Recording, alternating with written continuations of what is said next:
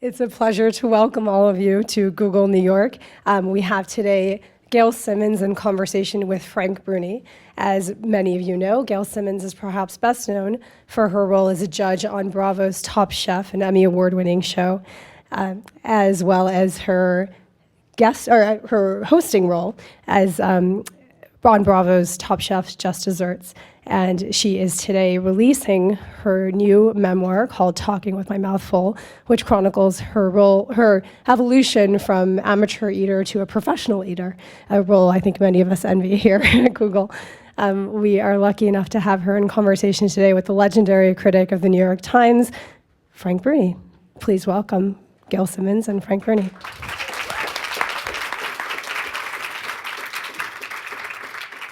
Hi, Frank. Hi, Gail. How are you? I'm good. Thanks for coming today. I'm honored to do it. If you guys have not picked up a copy of Gail's book, I recommend it. If I can begin with a compliment, I think one of the hardest. I read a lot of memoirs. Yes. And I think one of the hardest things is to write with the sort of conversational allure of the way you speak. And I saw you in the book, and it's a delightful, breezy read. Thank you. And we'll talk a little bit about that now. Yeah. Thank you. Since we're here on the day of the book's publication, what made you decide to write the book? It's a funny thing, and actually, Frank has written his own memoir too, so I'm sure you will understand the angst involved. When I set out to write a book, I wanted to write a book. I wanted to tell my story, and my first instinct in doing that was to write a cookbook because in the food universe or in the food landscape, that's sort of what everyone goes to first. But when I started thinking more about it, I thought that the story I wanted to tell, I couldn't really do that way. There were so many questions that always come up. First of all, I don't cook on television. I eat on television. And so the questions I get, I think, are slightly different than most people who are chefs on television or who are cooking for a living as opposed to eating publicly, which sounds crass, but that's what I do. So I started sort of thinking, well, there's about 20 to 25 questions I always get from people on the street, from strangers, from my family, from my friends, from journalists. And I started answering them, sort of writing them down and answering them over a series of a few months, and realized that the best way to answer them for the public was to tell the story of how I got here in the first place. So that's what I decided to do. Now, you just said people know you as a public eater, not as a cook. But one of the things that I knew this about you, but I was reacquainted with it when I read the book, you have serious cooking chops. You have education. Tell people a little bit about the path before you ended up at Food and Wine magazine. Well, it's interesting because as much as I eat on television, also one of the questions I get so often is really like, what do you know? Like, who made you woke up one day and decided to just eat and be mean to people for a living, which is not true. I'm actually relatively nice most of the time. And you'd already been mean to people before. Yes, exactly. Exactly. I've been being mean to people for years.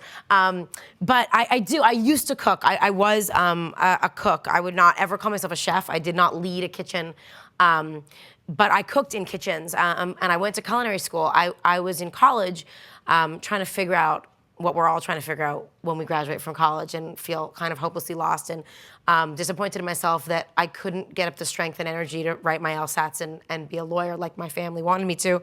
But realized that I really love to write and I really love to cook, and so I got a job in journalism. I was living in Canada. I grew up in Toronto, and I got a job as an intern at a magazine, at the city magazine of Toronto called Toronto Life.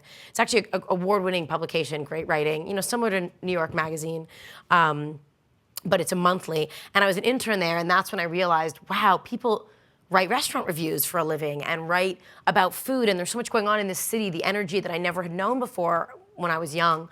And I realized that food was sort of the beat that I wanted to cover.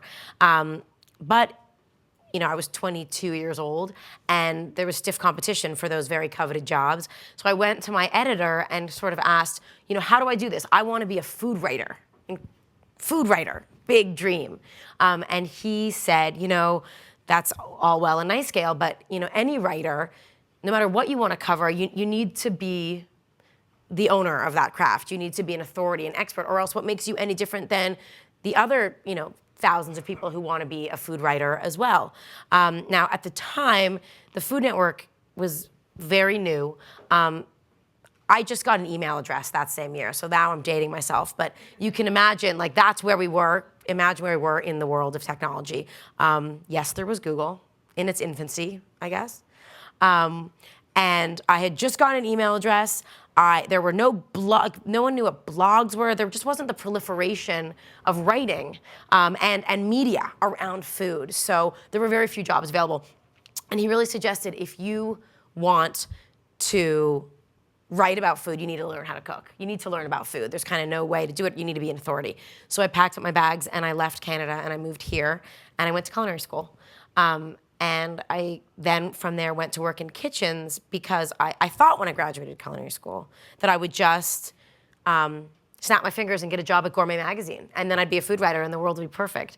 But my career counselor at culinary school brought it to my attention that just because you've done everything once doesn't make you a chef, doesn't make you an expert. Same as, you graduate medical school, I don't want you performing open heart surgery on me. It's kind of dramatic, but the point, you still aren't, you don't know it enough.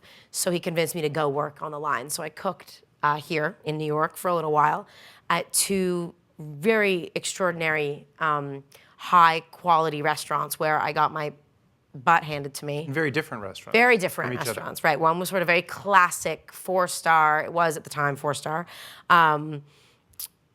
Le Cirque, which in its heyday, sort of, end of the 90s, was really the kind of power dining restaurant in New York. And it was an extraordinary place to cook because it had an open kitchen. So I could stand on the line every night and watch really like the leaders of industry and of the country and movie stars and all these extraordinary people eat the food that I would make them, which when I was 23 now, was really an amazing kind of moment to be cooking in New York. There was, money was flowing like water. Remember those days?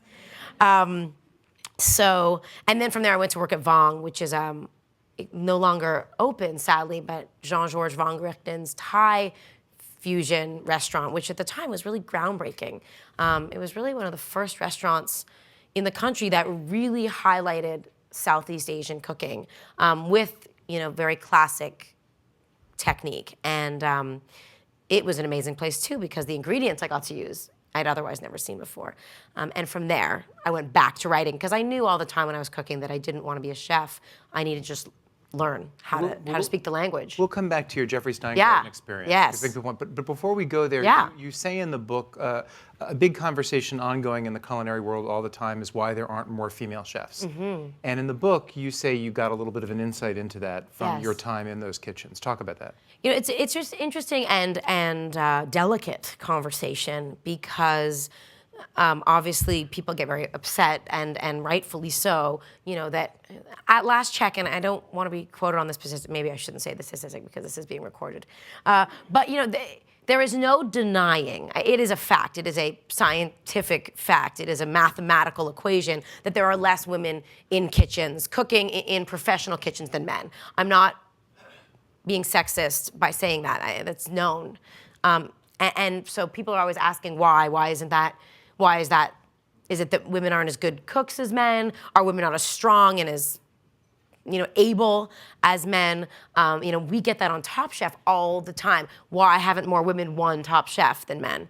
And the answer, I think, is a lot simpler than people want to make it. And I am simplifying things. I understand it's a massive topic and a huge conversation, but what I found working in restaurants is really, it's biological. And I in a lot of ways, oversimplifying it, it's the same reason that there are a lot less women who are plumbers than men. That's not to say that women wouldn't make great plumbers, but it's a very physically demanding job. And it's demanding in ways that... in crude ways. In crude ways. I mean, it's physical manual labor. Until you are the chef, meaning the head of a kitchen, the word chef really means boss. So until you are the boss, you are a line cook, you are a cook, and you are really executing someone else's vision, and you are doing manual labor. You're not really using your own creative skills. You are executing something for someone else's menu that needs to be exactly the same 100 times a day, every single day of the year, 7 days a week. And so it's very physically demanding. You're on your feet in front of fire using knives. Women can do all that stuff, there's no question. I think actually a kitchen really is a meritocracy in terms of skill and ability. What I think comes into play when you think about women at high levels in kitchens is that, let's say it takes 10 years to be a chef, to really become the head of a kitchen, by the time you go through culinary school and work your way up the line as you need to do to really become a professional chef at that high level. So let's say you started around 20, 22. Biologically, until we as women can figure out a way to have men nurse and carry physically inside our babies, when you after 10 years of working in a kitchen, it's very hard. It's very hard to have to be a mother and work evenings, weekends, and holidays. As chefs need to do, because that's when the kitchen's open. The shop is open, you have to be there. That's not to say that women don't do it, but much less women are able to sustain it than men. And that doesn't mean we're not badass, and that doesn't mean we aren't hardcore and awesome and strong, and there's some amazing female chefs. But if you kind of look at New York, obviously New York is the toughest restaurant in town. We all know. Frank knows better than anyone. And the restaurant world, which makes me sad, but if you can think of 5, I ask this in the book, and it's always a test, and if I'd love someone to prove me wrong. Name 5 women who run New York City kitchens, who run more than 2 New York City kitchens. It's almost impossible. I can tell you 12 men in New York who run 5 or more kitchens all over the world. And I don't think that's because women aren't as good as it. I think it's just because it's physically very difficult for women to be in 5 places and have the responsibilities that we still have at home. You, how many people here know who Jeffrey Steingarten is? Most people? Okay, so good, yeah. How many of you knew that Gail worked for him for a couple of years? I did. Wow, I'm so impressed. Wow, they're pretty. There you go, yeah. You guys are good Gailologists. Thank you, Awesome. yes, Yeah. it's a major. What you don't know until you read the book is what the experience of working with him was like. So let's first talk about his chocolate and Diet Coke habit. Oh, yes. It's funny, I really wrote this as a love letter to him. It remains to be seen if he will Love letter. take it that way. Working for Jeffrey was the greatest education I could have ever asked for. Yes, culinary school taught me how to cook, but Jeffrey taught me how to read. He taught me how to do research. And there's no question, I think it's no secret that he, has a lot of eccentricities. Talk about your interview for the job. Yes, and he has a Diet Coke and chocolate habit, which, the chocolate part I'm all for. Diet Coke is a personal preference. The interview process kind of says it all, and rightfully so.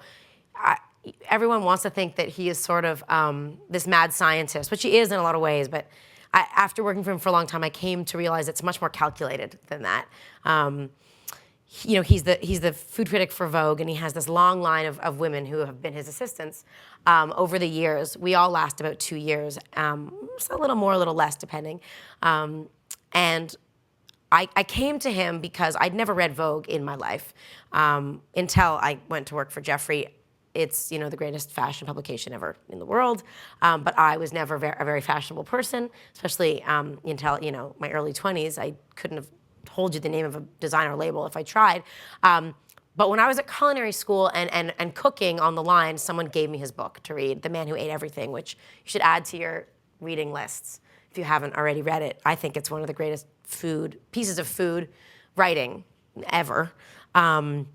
And I decided this is the man I want to work for. In it, he talks about his assistant, how one day she's searching for a very rare ingredient in Chinatown, and the next day she's testing recipes, and the next day she's doing research for him and interviewing the greatest chefs in the world. And I thought, this is my job. I want to be a food writer, and this is the job I need. So I went to my culinary school after I'd been cooking on the line and said, do you guys know this man? I didn't know if anyone knew him. I didn't know he was as acclaimed as he was. And they said, yes, actually, we do know him, and we happen to know he's looking for an assistant. So serendipity definitely played a role. So they got me an interview with him, and I showed up at his house after cooking one night. I was cooking the lunch shift at Vong. So he finished every day around 6 o'clock, and I went to his house, and he kept me there for about 3 hours. It was the most grueling, I mean, really, people should be studying his methods. It was the most grueling interview I'd ever done, will ever do, I think, in my life. He made me taste wine and give my tasting notes. He made me translate off the cuff Spanish and French because, everyone puts in their resume because we all took some Spanish. My Spanish is pretty good, my French is pretty good, but you put on your resume at the bottom languages, French and Spanish. And he was like, great, here you go, read this book and translate it for me. It was a book the Spanish book he gave me was a cookbook by Ferran Adrià, one of the greatest chefs of all time at Il Bulli. And I had to kind of translate sight unseen his recipes. Very complicated recipes that use, very esoteric ingredients like, a lot of powders and crazy chemicals that at the time I'd never heard of before. So that was an adventure. He definitely criticized a lot of my answers, and I walked out of there thinking, well, that was a complete failure.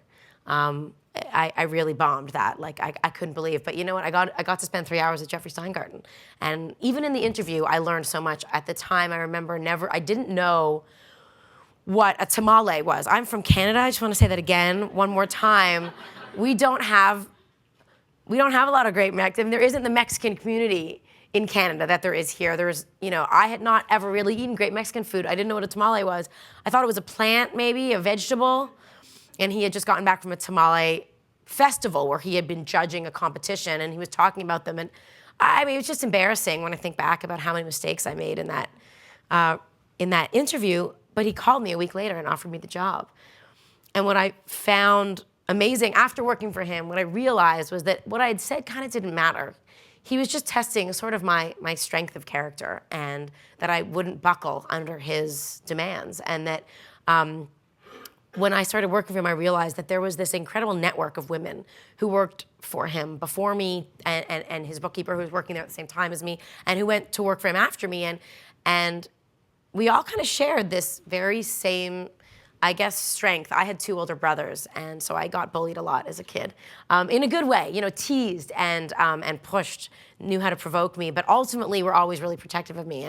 And Jeffrey sort of could see that, I guess, and knew that I wouldn't put up with any of his shtick.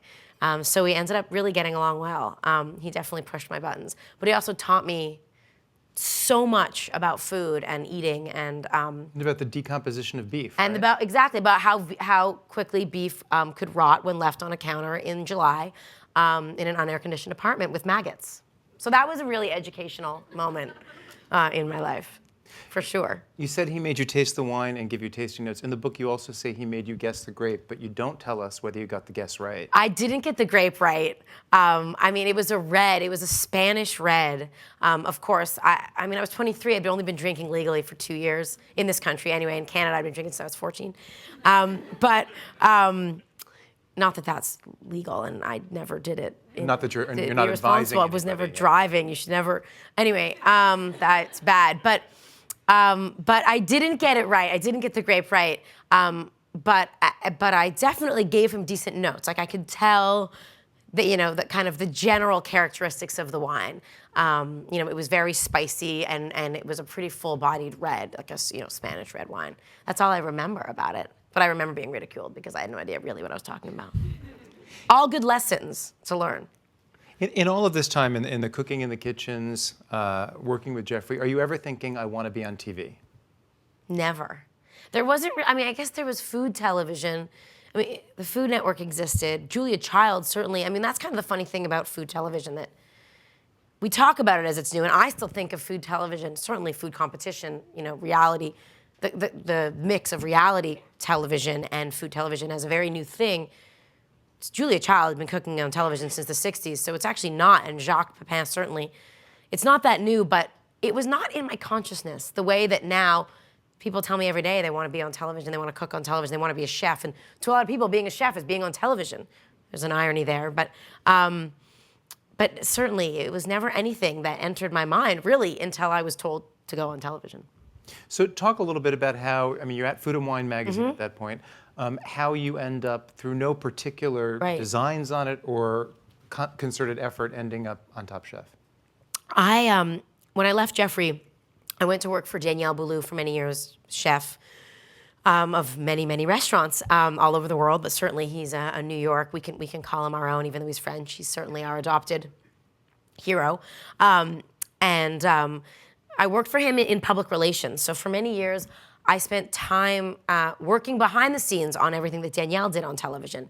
So I came to know a lot of the sort of food producers in the city and a lot of food media, magazines and newspapers. And I came to know people at Food and Wine magazine, which is how I then moved to go work for Food and Wine, which has been my sort of home for 7 years now. But when I first went to Food and Wine, the person whose job I had taken had done a lot of television for them, kind of as their brand ambassador. He'd gone on television to talk. Then what that meant was when New York One or the Today Show or the Early Show needed someone to talk about recipes for Easter dinner or wine bargains or outdoor entertaining in the summertime, he would be the one to do the cooking segments. So when he left, there was sort of a hole. Our editor-in-chief couldn't do all of it. And she actually, you know, as much as she is an incredible knowledge of food, she doesn't have professional cooking training. And I happened to have that professional cooking training that the guy before me had had. So when I first went, they asked if I would do a little media training and start doing those type of segments. So I started doing segments here and there, small things like that on television, 2-3 minutes. Very nerve-wracking. When I look back, and I try not to do this very often, look back on those early segments, it was mortifying. I was so nervous because it's very hard to do live television. I started doing more and more of it and started being a little less nervous. And about a year into my job at Food and Wine, which this whole part of my job was a very side piece. It was kind of my extracurricular activity on the side when I was simultaneously running part of the marketing department at Food and Wine. I was called into the VP of Marketing's office. She's now our publisher, but at the time she was our VP of Marketing. And she called me into her office on like a random Tuesday in September and said, so we're thinking of doing this reality food show with Bravo. We haven't really ironed out the details, but we're doing a partnership with them and they want to interview a bunch of our editors, and if they like you, they might have you on as kind of a guest judge. So can you go to 30 Rock tomorrow morning at 8 a.m. and do a little screen test? And my first reaction was, I don't know what a screen test is. And I don't watch reality television, and I'm scared to death of reality television because at the time too, reality television, at the time, this is 2005. We've come a long way in, you know, the six-ish years since this happened, 6.5 years. You know, reality television to me at the time meant Fear Factor or Survivor. So in my head, the only thing I can think of is like, how am I gonna tell my mother that I'm gonna be like on a desert island eating bugs, you know, tied to a tree or something crazy like that? And what is Food and Wine putting me up to? So I went to 30 Rock and they put me, Bravo, the producer from Bravo, put me in a little room with a camera and started asking me questions. And at the end of the interview, I sort of thought, all right, well, that was that, and didn't think twice about it. And for a month, we didn't hear anything. And in early October, our publisher got a call from Bravo saying, we're making the show, it's called Top Chef, and we need Gail to fly to San Francisco to shoot the first season. So I literally packed up everything I owned and went there literally thinking I would go for 3 weeks. I left my job. I mean, I had a full-time job.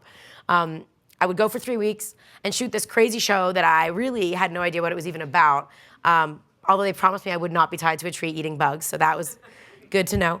And then I'd come back and go back to my life, and you know, it would all sort of be a flash in the pan. And 9 seasons and 2 spin-offs and 1 really shiny Emmy later. I'm still eating, and sometimes I'm eating on desert islands actually, but at least the food's been good. Did you have even a moment's hesitation, or were you on board from the beginning?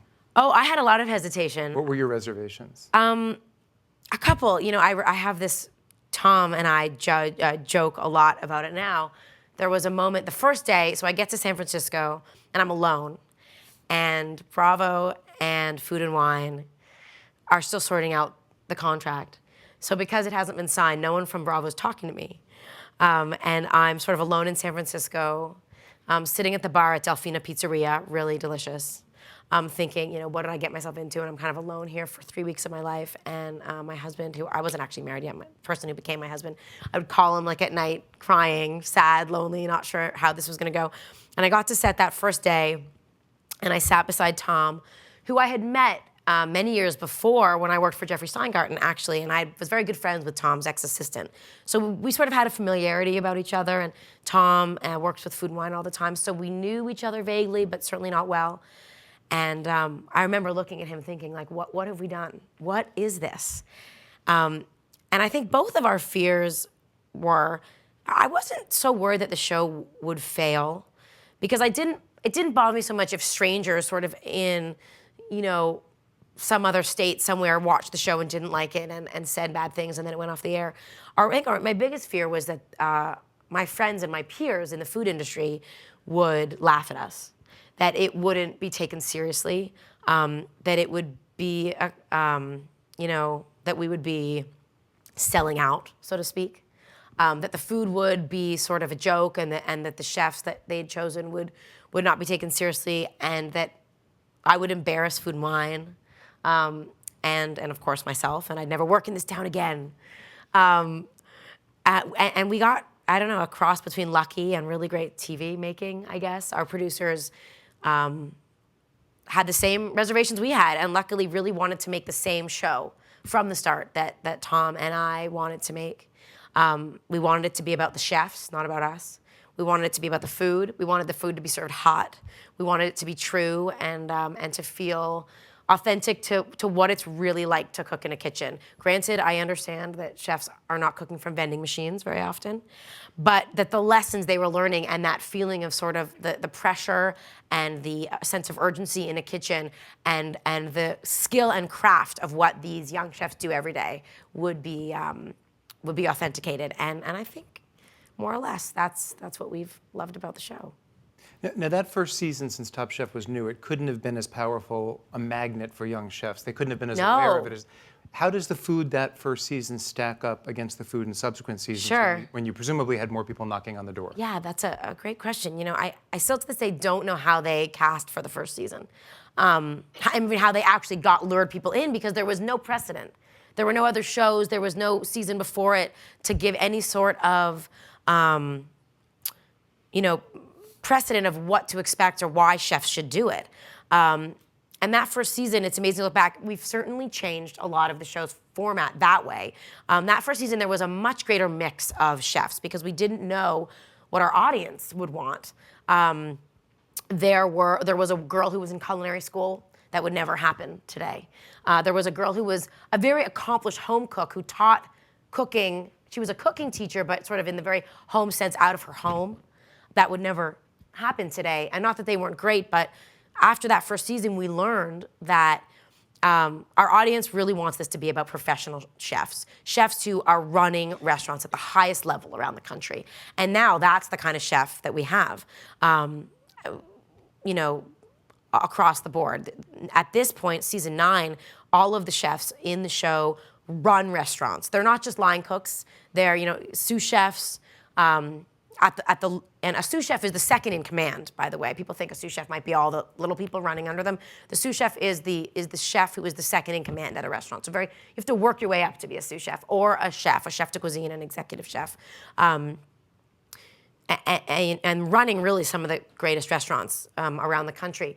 So we've certainly upped the ante. That said, that first season, there was some awesome talent too. I mean, Harold Dieterle won that first season, and he now has 2, soon to be 3 restaurants in New York, very well reviewed by the New York Times.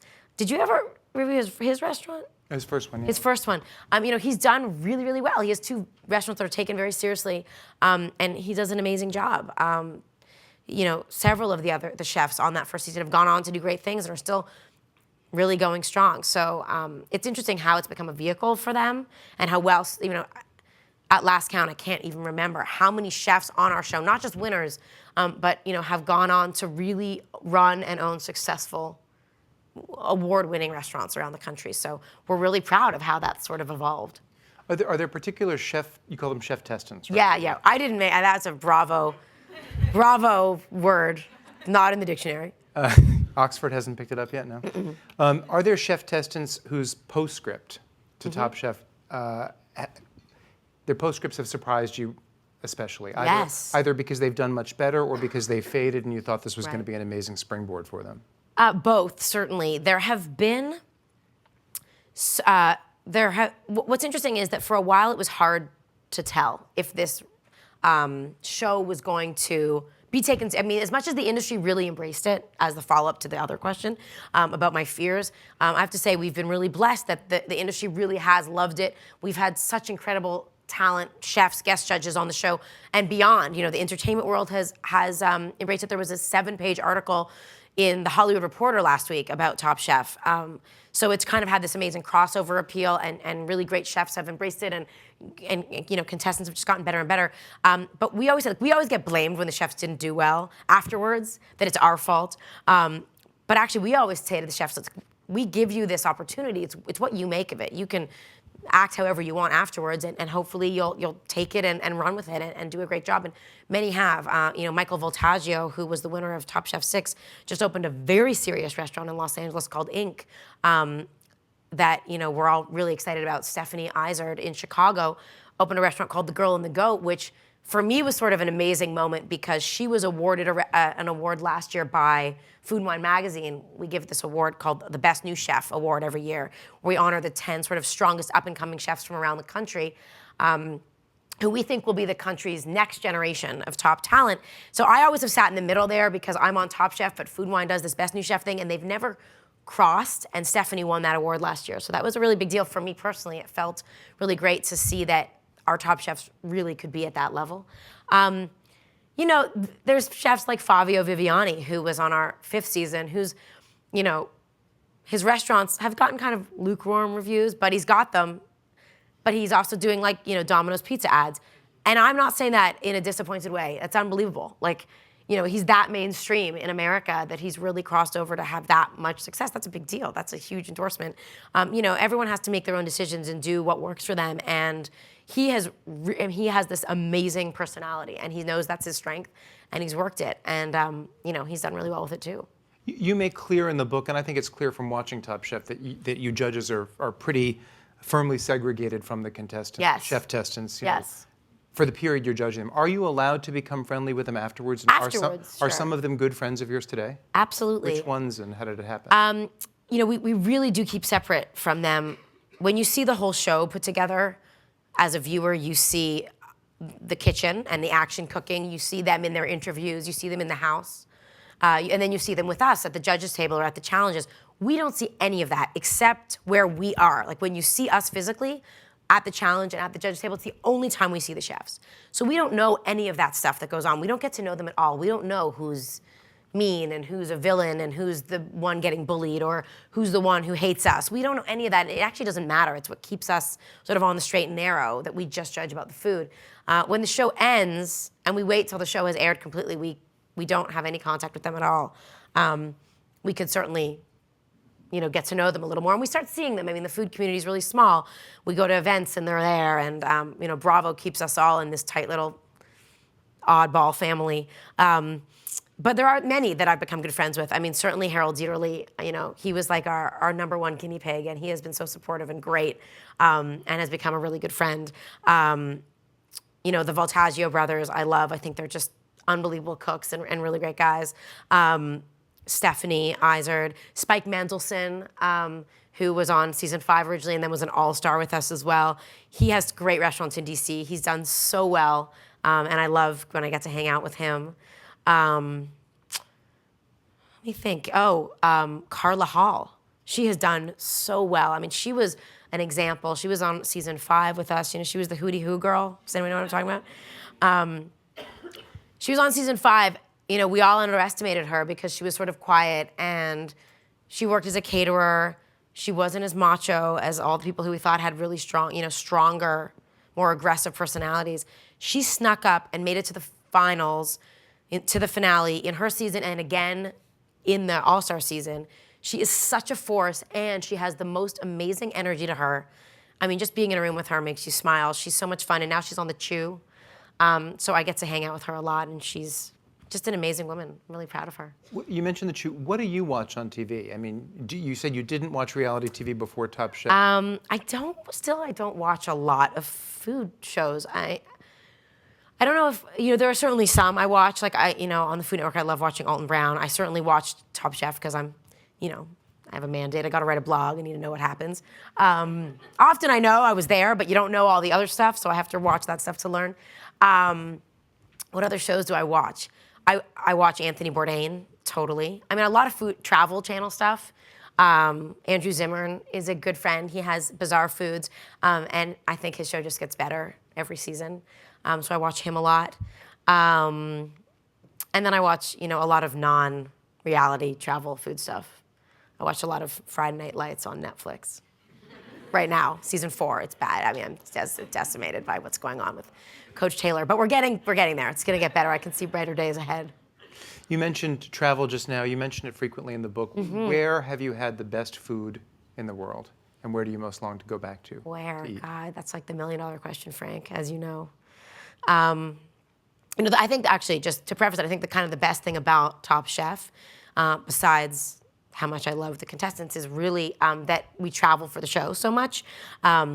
We do every season in a new city, and then the finale of that season in another place as well. So not only do I get to travel to a lot of cities that I never spent time in before, but we're there for about 5 or 6 weeks now every time. So I get to actually really spend a lot of time in cities I never spent a lot of time in before. I mean, even Chicago, I had never been to Chicago until we shot there. Even though you grew up around Toronto? Yeah, it's amazing because they're pretty similar, they're very close, but I had just never had the occasion to go. So, and of all cities in the States, I think right now, Chicago, the food in Chicago, the chefs in Chicago, there's an energy there that I'm really amazed by and impressed with every time I'm there now.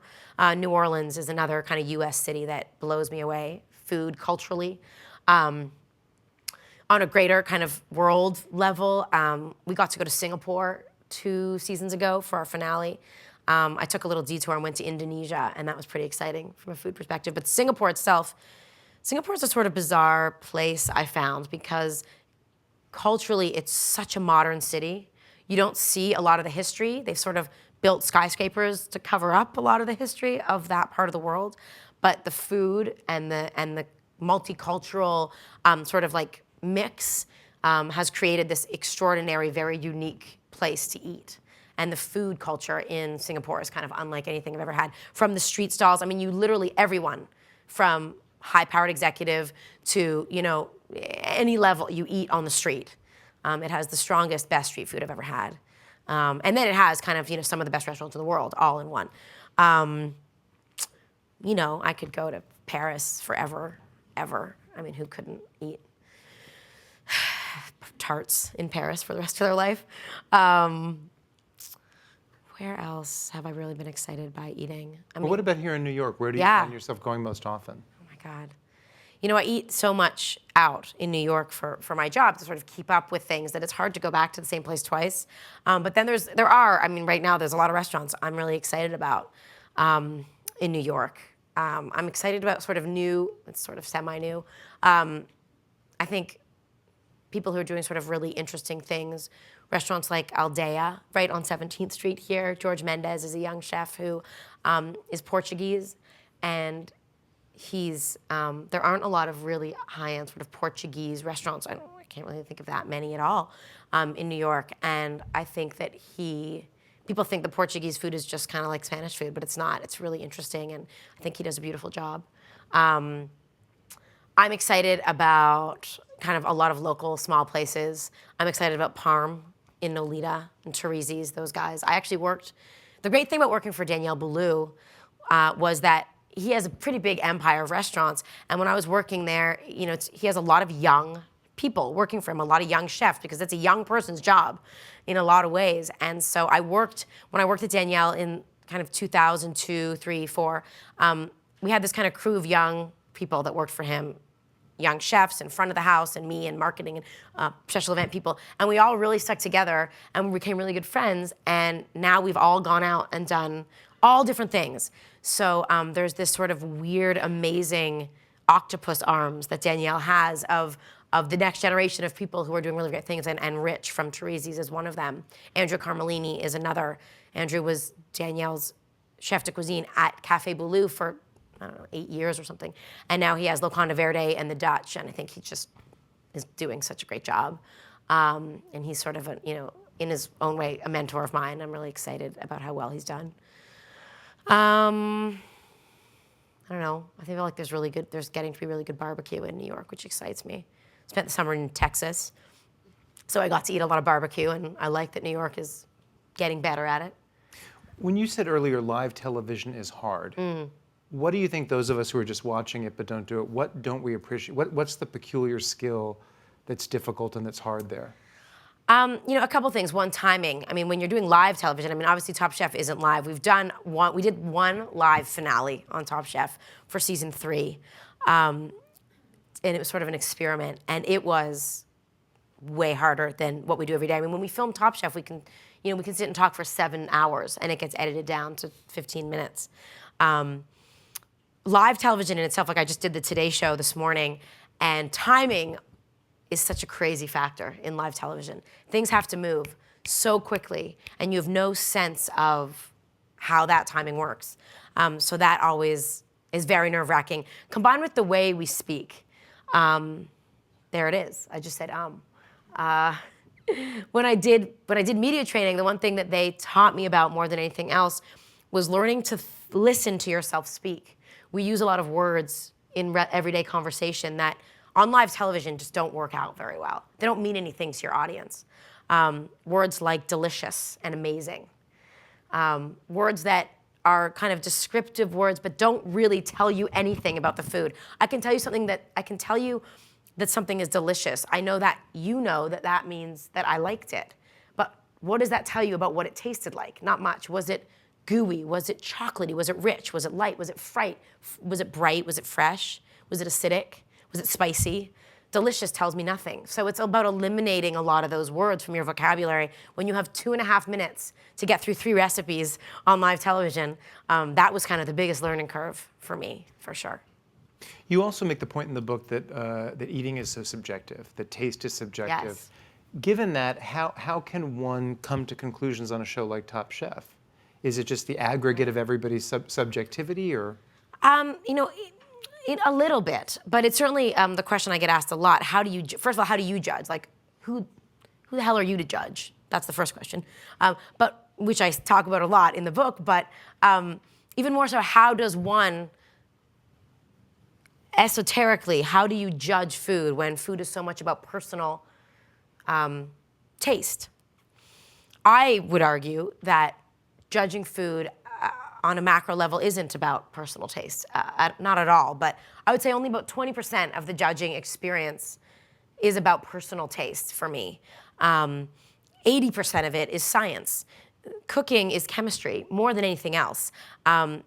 Yes, there are certain foods that I don't like, and a lot of food that I love, a lot of flavors that I love. But that is not how I personally have learned to judge food. Because I went to culinary school and I learned the science of cooking. Not that everyone has to go to culinary school. You really just have to eat a lot and pay attention to what you're eating.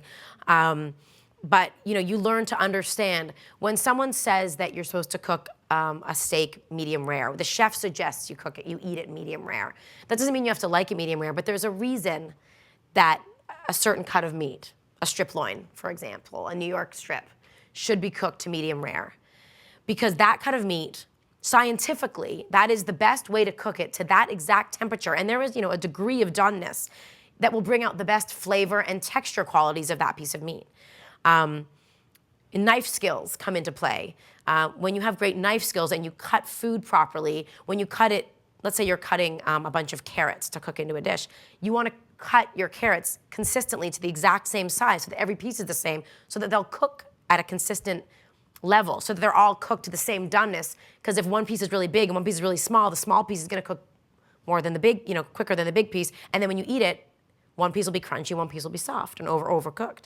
So it's really science. It's about the reaction of protein and heat, or sugar and heat, caramelization. So when you learn how to think about how food should be cooked to its optimum levels, you look at a plate a little bit differently, and it becomes actually very objective. I'm kind of rambling and probably not making much sense anymore. But then obviously the flavor combination thing comes into effect. Do I like this? You know, some of it is about, does it taste good together? But a lot of it also is about understanding why flavors taste good together. There needs to be balance. There needs to be harmony. When you eat a piece of food, why does it taste good? Because it has richness and it has a bit of acid that cuts the richness, or it has, you know, an umami flavor, a saltiness, a sweetness. All those taste buds are there for a reason, and you want balance, and that's what makes food appealing. So it's sort of learning that about food that makes me understand how to judge it a little better. I want to ask you one more question, but then I also want to point out there are microphones there and there, and since there are a lot of people here, we'll give them a chance to ask you whatever they want to. So anyone who's got a question, think about it and maybe get to a microphone. Top Chef desserts. Yes. How does the production, the putting together of that differ? I think of dessert making as involving a lot more equipment. Often it can be much more technical. It can be there's a more theatrical element to it. Is it a harder show to pull off? What kind of tweaks did you have to make to have that work? I think Top Chef Desserts is a harder show to pull off. I mean, they're on different, they're obviously slightly different. When we first started shooting Top Chef Just Desserts, which we've now done 2 seasons, it was a spin-off of the original, but for pastry. I think we all thought that it would just be Top Chef, but with a few more ovens and a lot more sugar. But what we realized really quickly was that baking pastry, the making of pastry at the professional level, is actually a totally different science. Much more intricate, much more complex in that when you make a cake, there's no tasting as you go. There's no throwing in a little of this and a little bit of that. There's also bake time required. And then once it's baked, it needs to be cooled and iced and sliced and plated. So the whole process of baking desserts and making desserts is really, really different. So we had to account for that, which we sort of thought about later in the process, which made for some really interesting challenges. But it really is, and the personality of a pastry chef is very different because of it. Their job is much more scientific, to the microgram. You know, when you make a recipe, when you're making a stew, if you know how to make a stew, you can make 50 stews, and you can throw in a little of your leftover this and a little bit of onion, and then you can put in some tomatoes, or if you want, you can leave out the tomatoes, put in some carrots. It doesn't work like that when you cook a recipe. When you're making that cake, you need an exact ratio of flour to sugar to egg or to fat. You know, the gluten content needs to be in exact balance with the baking powder and the baking soda so that it will rise properly. And all of this, if it's out of whack by even a gram or so, will ruin the process. In my experience, pastry chefs are a lot more meticulous, you know, a lot more exacting, which allows us to do a lot too, because I also think that desserts are a lot more beautiful visually for our audience. And the work you can do with chocolate and sugar is sort of extraordinary if you really have chefs at that level. So it was an exciting show to make, but a huge learning curve for me, for sure. Hi. Hi, how are you doing? Thanks for coming. Thank you. I'd say that there's a lot of consensus at Top Chef judges table, probably driven by that 80% of objectivity you're talking about. But what do you think is your sort of unique perspective that you bring when you're talking about, you know, what you think is the best or what you think is the worst compared to Tom or Padma? That's a great question. There is and there isn't. Yes, there mostly is consensus because I do think we're all sort of now looking for the similar things, but not always. They love when we fight. I mean, it's my producer's favorite thing in the world. And it definitely happens. I do think, though, that we all have taken on different roles, and that also is why it works, because we're looking for different things and we bring to the table different things.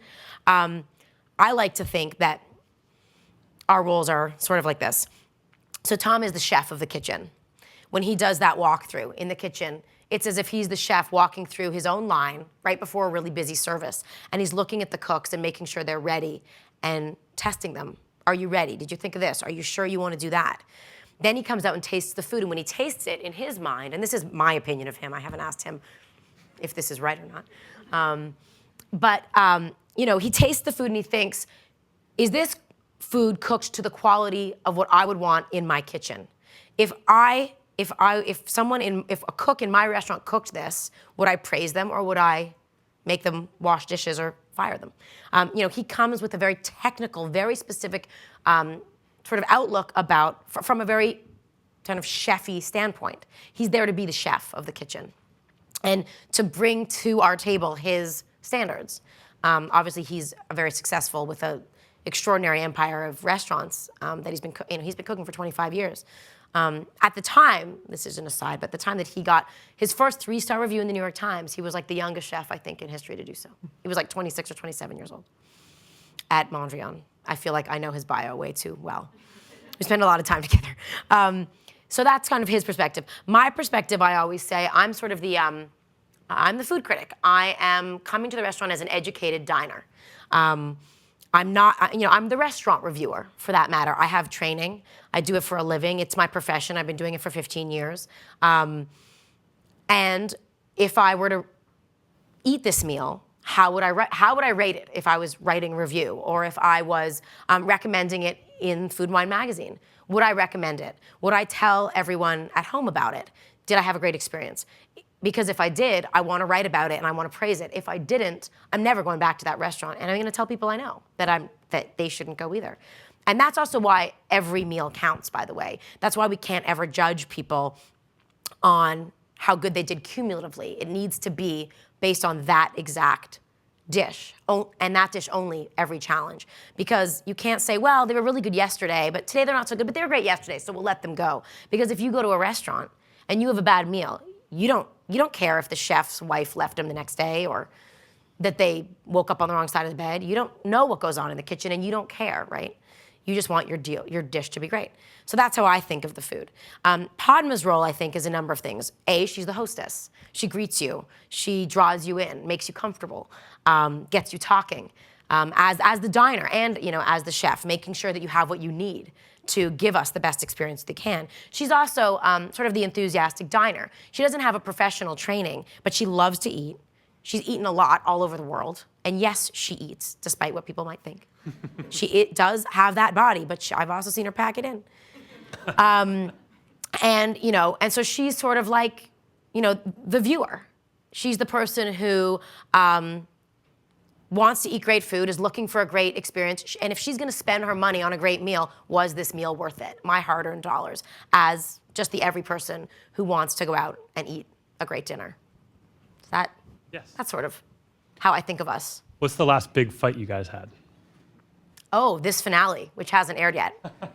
We just shot it in Vancouver in January, which was a cruel joke. Because, P.S., we also shot the season in Texas in July. So someone is after us. It was the hottest summer on record in 60 years in Texas, and it was like one of the coldest days ever in Vancouver. We shot it was like, I think, 18 degrees. So yeah, we argued a lot. I mean, I think we finished shooting the final episode at 5 a.m. Because we just couldn't agree at all.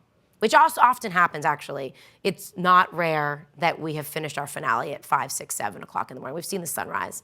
I would say of the 9 finales we've shot, I would say on 5 of 9 of them, we have seen the birds chirp because we, want to make sure we've made the right decision. Hi. Hi. How do you think the rise of Top Chef and other contemporary reality food television has affected food writing?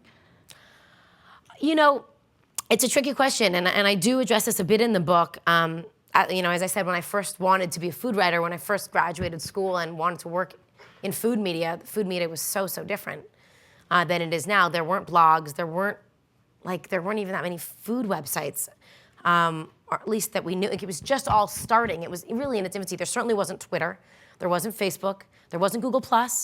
I'm a fan of Google+. I'm on Google+. Thank you, Zagat. But so I think that it all has been one big conversation. And I think food reality competitions have been a big part of that.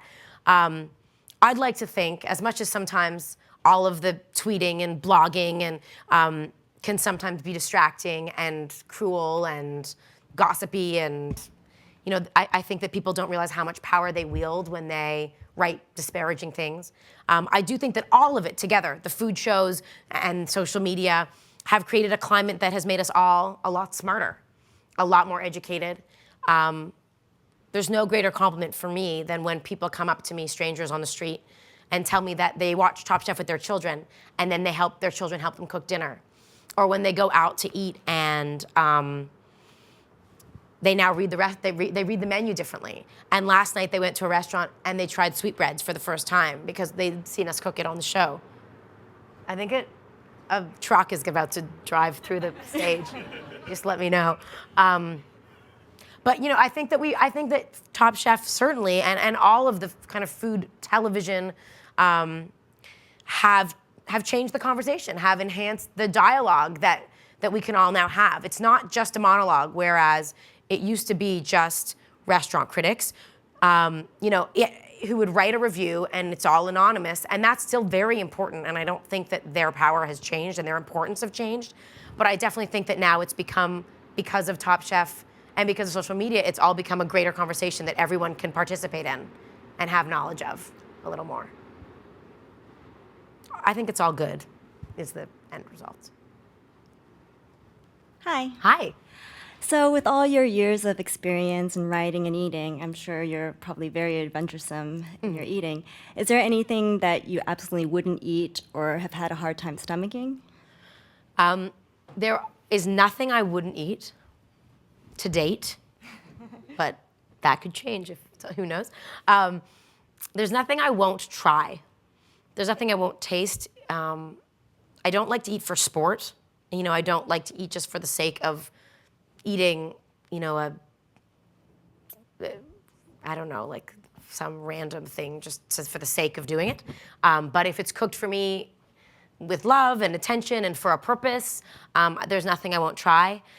There are certainly things I don't like to eat that I'd prefer not to like. I mean, there's no denying that there is a level of subjectivity to how we all eat, right? There are certainly things I'd prefer to eat. Some days I crave hamburgers. Some days, I prefer not to eat whatever it is, green pepper.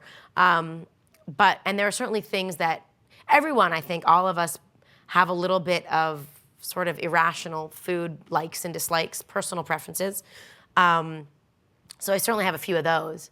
I have this weird thing about black beans.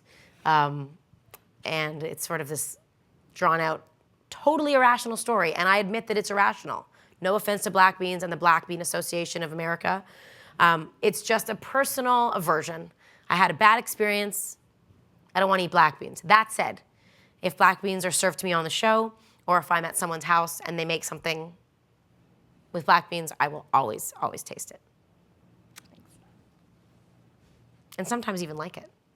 I'll just never make it for myself. Hi. I once had to judge a sort of Top Chef-like cooking competition here at Google. Right. It was like I've 5 judged a years ago. Google Top Chef Yeah. Christmas charity cooking thing. That was a too. much bigger deal than So what I did. still, So- we're doing the same thing. Yeah. But it is surprisingly difficult. Like, I guess coming into it, like, I guess I didn't really understand the skill that's actually involved in, because you're tasting a lot of dishes and they're all pretty good, Yes, right? yes. That's but they exactly all right. taste like, but the They're dishes, similar it's not like they're the same dishes, right? Right. It's like if they're all the same dishes, you might be able to tell one's better than the other. But when they're different dishes, it's really hard to kind of decide which one is actually better. So what are your tips on kind of doing that sort of thing? We talk about this a lot on the show, specifically because what we think the audience can't see, and people get mad at us when we criticize little mistakes that people made. But what they don't understand is that when you have 10 dishes and they're all good, how do you differentiate between them? Because also at this level on the show specifically, they're all professional chefs. It's mostly all good. There were days, early days, when the food was really bad on Top Chef. I'm trying to think of, Frank judged with us once, and I'm trying to remember how the food was that time. Do you remember if it was good? Oh yeah, there was some really bad food. Yeah, right. It happens. It definitely happens. But we're getting better, and especially near the end of a season when there's only 3 or 4 people left, they're the best people, and sometimes it's all really good. Sometimes it's really obvious and there's bad stuff, but more times than not, it's good. Or at least there's a few that are really good, and then you have to still pick a winner. Or sometimes there's things that are all bad, and how do you pick a winner? Which is the greatest flaw? How do you say which was worse? That someone overcooked a piece of meat, or that someone forgot to put their sauce on the plate? It really becomes like nitpicking, taking apart every dish and every component, and figuring out which elements were better, which were worse, and then looking at it as the whole picture. So we look at their knife skills, we look at, their intention is really important too. Because sometimes I'll eat something and I won't think it's that great, but did it have a purpose? Maybe they did that for a reason. And if they did, and that's how they wanted it to be, that's why it's so important for us to get in front of them at judges' table and ask them what their intention was. Did they listen to the challenge? How well did they adhere to what they were supposed to do, and was that successful? Would I want to pay for this dish if I was at a restaurant? And which one would I go back for again? I try to kind of close my eyes sometimes and think, okay, if I walked away and 2 days from now, which of these dishes would I want to eat again? And so those are kind of all exercises we have to do. And sometimes it is really hard. I mean, that's a good thing when it's really hard. When there's 5 dishes that are all great, it actually means that we were really successful. It just makes our job harder, but that's a really good problem to have. So it just takes, practice and talking it over. It's also really important, what I didn't talk about before with the question about our roles on the show. It's also really important to have a lot of different opinions. Because then there's a lot more balance, and often Tom or Padma or the guest judge, who's even more objective because they've never eaten these people's food before, they have a different take on it, and sometimes they'll change my mind because I'll think I don't like it at first bite, but when we talk it over, they'll explain to me that they looked at it this way or I looked at it another way, and it's helpful to have that conversation, and we really end up, that's why we're talking till 7 a.m. often. Yeah, that's fascinating, thanks. Is part of the, I've always kind of also wondered whether some of the challenges are to make it some of the dishes worse. I mean, really. It's interesting. I don't think it's to make it worse. It's certainly to make it harder. Especially now, people think, oh, these challenges are getting more and more ridiculous. But really, if we wanted them to cook in a quiet, cool, calm kitchen, exactly how they cook every day in their own restaurants, we would just go eat in their own restaurants. And that would make for really boring television. It needs to be a way to take them all out of their comfort zones and put them in situations they wouldn't necessarily be in, because we want to see how time and again they can do that and still produce great dishes, because that to me is the sign of a really talented, craftsmanship, crafting of their food. You know what I mean? That, if we gave them the same things or made it really easy and put them in the circumstances they were used to, it wouldn't be a challenge. So even though, yes, it's crazy that we make them ski and then shoot and then cook, we want, cooking in a kitchen after 12 hours, you cook differently than when you're like bright-eyed and bushy-tailed at the start of the day. So we wanted to exhaust them a bit. We want to see their endurance. We want to see their sense of urgency. Those are actually very real skills you need to have in a kitchen. So we need to make it hard because we need to separate, the best from the worst. And that's all we have time for. Thank you for coming. Thank you so much. Thank you. You guys. are you signing books or? Yeah, sure. Okay. Absolutely.